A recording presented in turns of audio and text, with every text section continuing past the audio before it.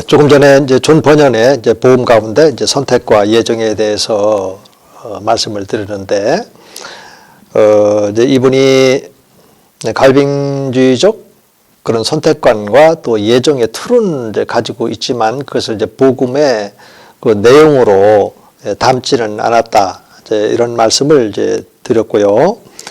그런데 일반적으로 이제 여러분들이 이제 칼빈주의자들이 말하고 있는 선택과 그 예정이라 하는 것이 어떤 내용으로 구성되어 있는지 이제 이런 부분들에 대해서 여러분들이 알고 있어야 되는데, 이것은 또 우리 교단이 아니고 하다 보니까 이제 들을 수 있는 그런 기회가 이렇게 흔치 않을 거예요.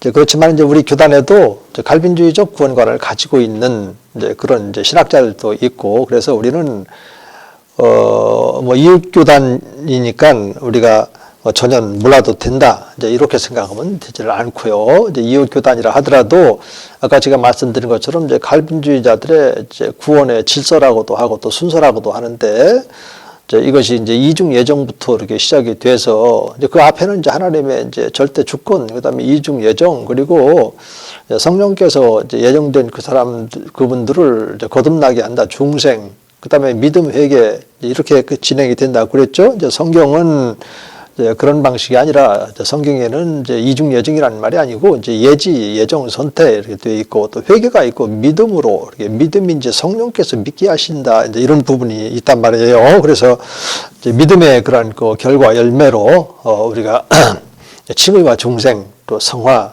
이제 이렇게 이제 되어지는데, 일단 이제 번연이 가지고 있었던 이제 칼빈주의적 그런 선택과 그 예정이 이제 어떤 내용들을 담고 있냐면, 제가 한번 읽어 드릴게요. 이제 이 세상이 이제 존재하기 전에, 이제 창세 전이죠. 이거는 뭐 칼빈주의만이 아니라 성경 자체가 그렇게 말씀하고 있고, 에베소 1장이라든지 베드로전서 1장에 집중적으로 구원과 관련해서는 이제 주님과 이제 아버지 하나님과 이제 아들 하나님이 어떤 관계를 갖고 계시는지에 대해서는 이제 요한복음 17장에 이렇게 잘 나와 있고요. 그래서 에베소 1장과 또 베드로전서 1장을 보면 창세전 이렇게 나와 있는데, 여기 보면은 이제 뭐라고 되냐면, 이제 선택된 자들 가운데 일부를 미리 선택하였고 나중에 자기 피를 흘려 실제로 그들을 이제 구속할 자에게 주셨다. 이 짧은 문장이지만 이런 데서도 우리가 신학적으로 좀 짚고 넘어가야 될 이제 그런 내용들이 많거든요. 그래서 실제로 그들을 이제 구속할 자에게 주셨다고 했을 때, 이게 이런 실제라는 개념이 이제 우리 실제적으로 이렇게 했을 때는 좀 더 이렇게 폭넓게 말을 해서 이제 actual이라는 말을 이렇게 쓸 수가 있고요. 속죄로니까 actual, atonement 이렇게 표현을 할 수도 있고, 이것을 이제 실제가 아니라 실질적인 속죄, 또 이렇게도 이제 신학적으로 표현을 할 수가 있어요. 그럴 때는 이제 real atonement. 그러니까 이분들이 칼빈주의자들이 말하는 이제 실제라고 하는 것은 또 실질이라고 하는 의미도 담겨 있어요. 실질적으로 창세 전에 구원받기로 예정된 이 사람들만을 위해서 예수님이 십자가에서 속죄 사역을 대속했다, 이제 그런 주장이거든요. 이런 문장이. 그리고 하나님은 이러이러한 조건에 만족에 입각해서 비참한 죄인들 가운데 일부를 이제 구세주에게 주기로 구세주의 그런 언약을 맺었다. 여기서 이제 칼빈주의자들이 말하는 그런 언약과 또 이 성경이 말하고 있는 언약의 그런 차이가 있단 말입니다. 그래서 칼빈주의자들이 말하는 그런 약속, 주님과 약속, 이것은 아까도 말씀드렸던 것처럼 아버지가 기쁘신 뜻대로 누구는 유기시키고 누구는 구원받도록 선택을 하셨다. 그러니까는 예수님은 그 선택된 이분들만을 위해서 예수님이 십자가에 못 박혀 죽으시고 3일 만에 부활하셨다라고 하는 거예요. 이게 언약이다, 언약. 그래서 이런 언약 중심으로 이제 구원관을 이제 전개시키는 것이 바로 이제 갈빈주의자들이에요. 근데 이제 성경이 말하고 있는 그 언약은 그것이 아니고 아버지께서 예수님을 보내주시고 그 예수님을 성령의 전도를 통해서 이게 이제 구원의 복음이고 또 진리의 말씀이니까 에베소 1장 13절에 있는 것처럼 진리의 말씀, 그 구원의 복음을 듣고 믿어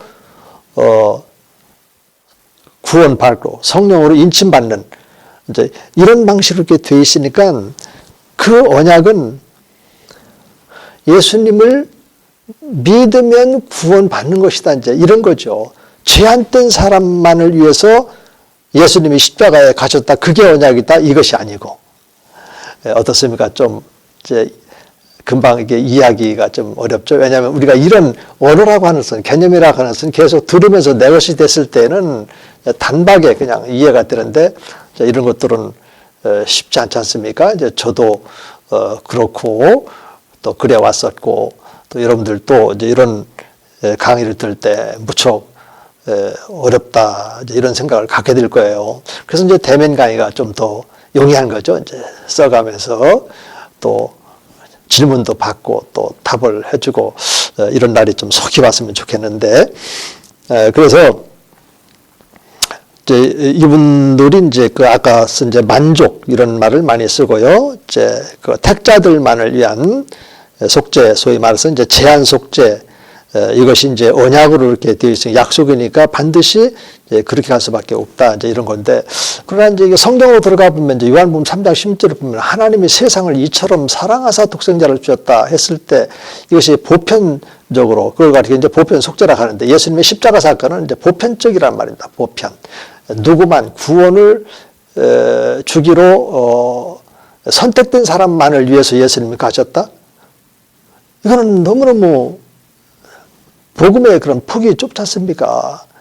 그리고 믿음의 내용이 바로 예수님의 십자가 죽으심과 부활인데 이게 택자들은 이미 이제 구원 받은 거나 마찬가지잖아요. 그렇죠? 그래서 왜냐면 이제 예수 믿기 전에 이제 중생, 성령으로 거듭났으니까 성경으로 가면은 저기 요한복음 3장 니고데모의 주님과의 대화 속에서 나와 있지 않습니까? 누가 성령으로 거듭나면 하나님 나라에 들어간다면 하나님 나라는 아무나 들어갑니까? 구원받은 사람만 들어가는 나라 아니겠습니까?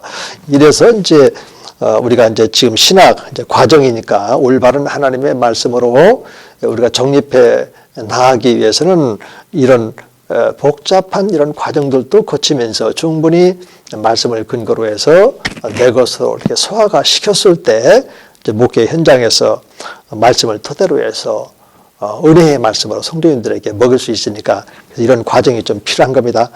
그리고 또 그래서 이제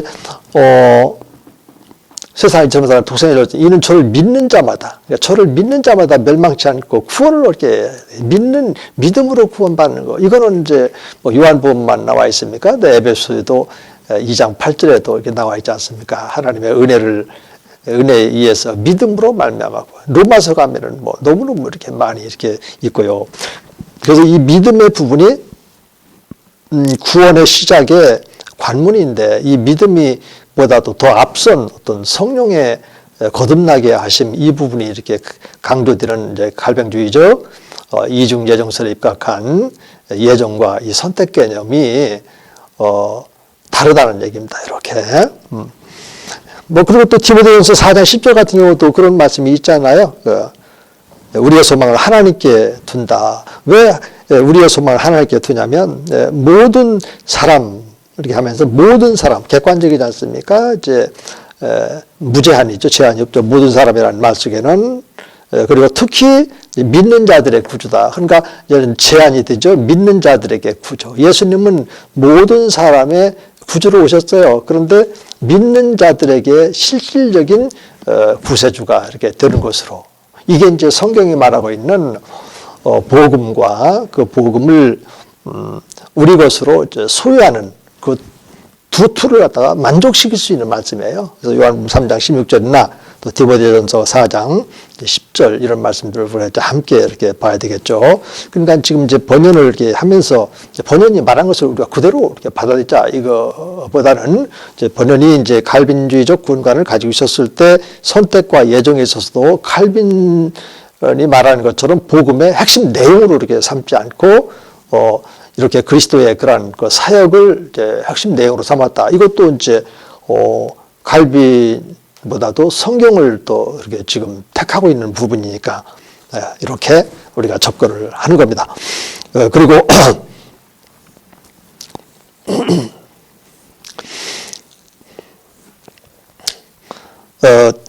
이제 성육신으로 이렇게 가보면 이 번연이 얼마만큼 또 이 성육신을 이제 강조했는지 그것은 이제 서두에서도 퀘이커 교도들의 그런 그 내적인 빛에 만족해 있는 이제 이런 정적인 그런 신앙관에서 이제 예수 그리스도의 그런 이제 속죄 중심으로 그의 복음의 내용들이 이렇게 이제 달라지고 있다라고 하는 것입니다.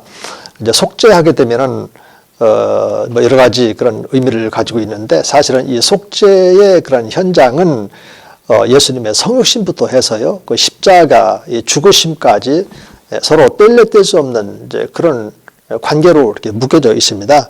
그래서 어떤 사람들은 이제 예수님의 그런 성육신을 속죄에서 빼버리고 그냥 십자가의 달리심만 이제 속죄로 이해하는 경향들이 있고 그런데 그렇게 되면 안 되죠. 왜냐하면 그 십자가만 있는 것이 아니라 그 십자가에 예수님이 성육신한 그 몸이 십자가에 달려 있잖아요. 또 우리 예수님이 영이신데 영이신 하나님이 왜 육신을 입고 이 땅 가운데 왔는지 육신을 입고 온 그런 목적 가운데 로마서 8장 그 4절 이런 데도 보면은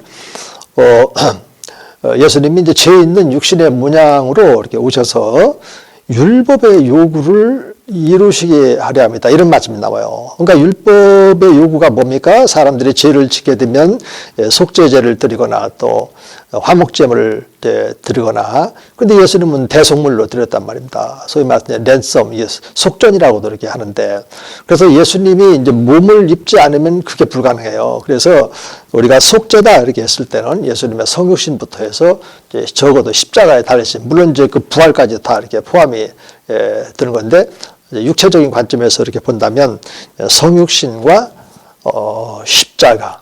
그래서 우리 이제 미 남침예교의 그런 조신학자 가운데 더블티 카노는 속죄란 말이 너무 구약적이다. 구약에서는 아직 이제 십자가라는 용어가 나오지 않고 이러다 보니까 이게 제대로 이제 담을 수가 없는 용어 같다. 그래서 이제 속죄라기보다는 이제 십자가라는 말을 이렇게 씁니다. 그래서 십자가가 바로 이제 속죄다. 이제 이렇게 말하면서 이제 십자가를 통해서 이 예수님의 그런 그 속죄 사건을 전개시켜 나가는 이제 그런 면도 이렇게 보여져요. 그래서 제가 이렇게 말씀을 드려보는 겁니다.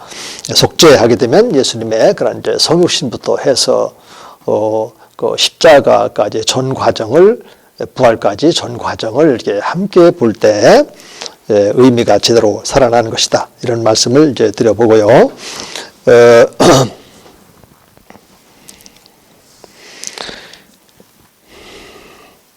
좀 내용을 한번 읽어볼게요.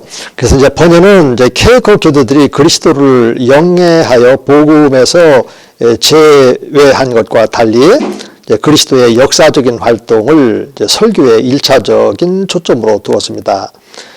그는 이제 복음의 진리의 개방성 후속으로 또 쓴 이제 복음의 진리의 개방성 옹호에서 이 퀘이커 교도들이 동정녀 마리아의 아들을 영예하면서 그리스도의 피의 속죄, 그리고 육체적인 부활, 또 승천, 또 재림, 또 중재를 이제 거부했다. 이렇게 이제 비난을 했단 말이죠.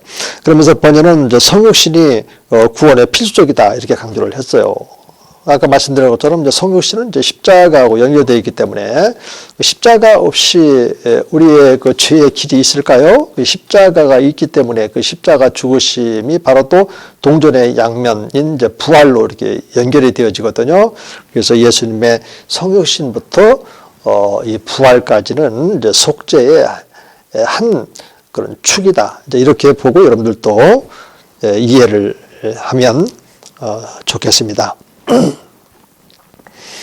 그 다음에 이제 번연은 이제 칭의와 이 구원이 이 성육신과 속죄로부터 분리하지 않게 하려고 이렇게 애를 썼어요.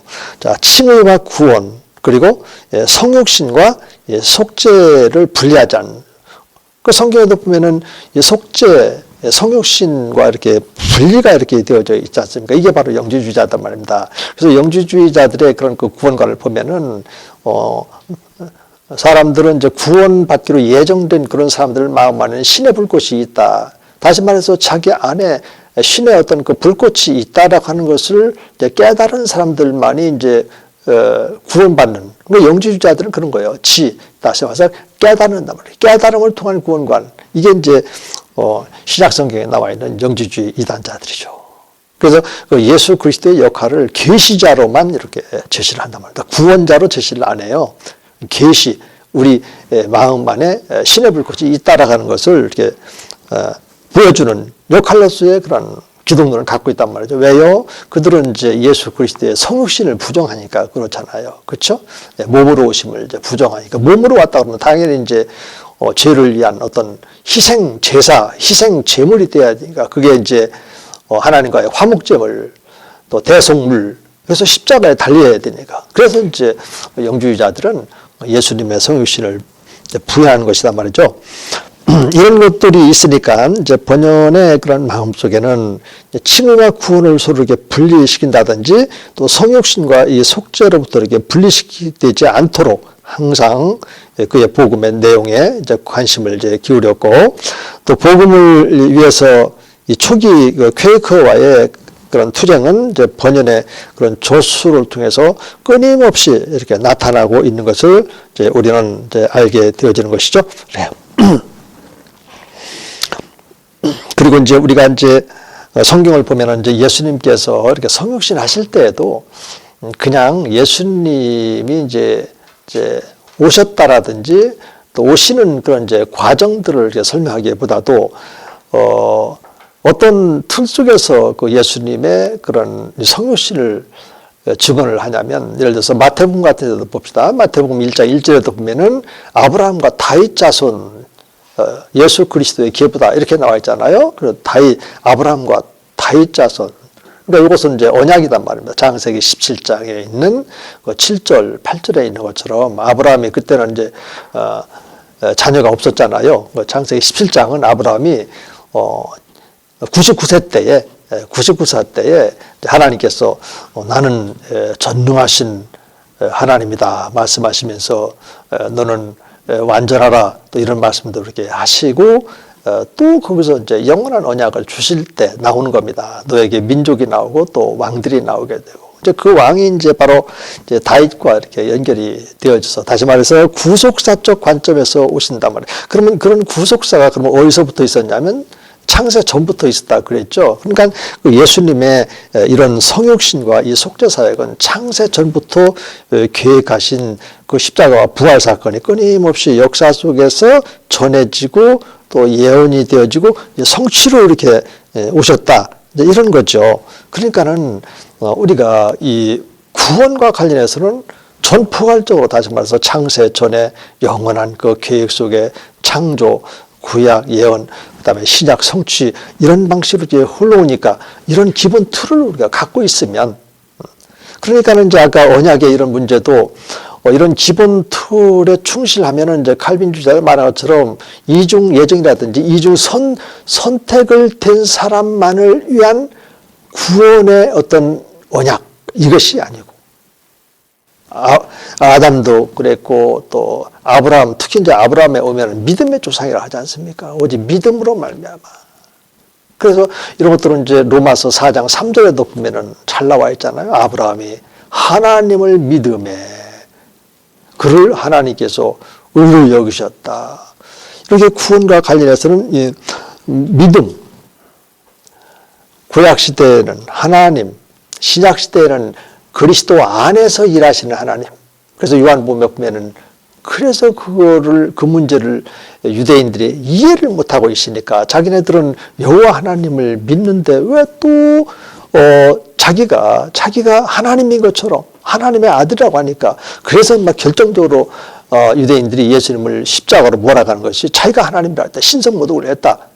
이렇게 되거든요. 오늘 우리들의 이런 관점에서 볼 때는 유대인들이 그럼 왜 그렇게 예수님을 신성모독했다 하면서 십자가로 몰아갔는지 그 이유가 바로 여기 있는 겁니다.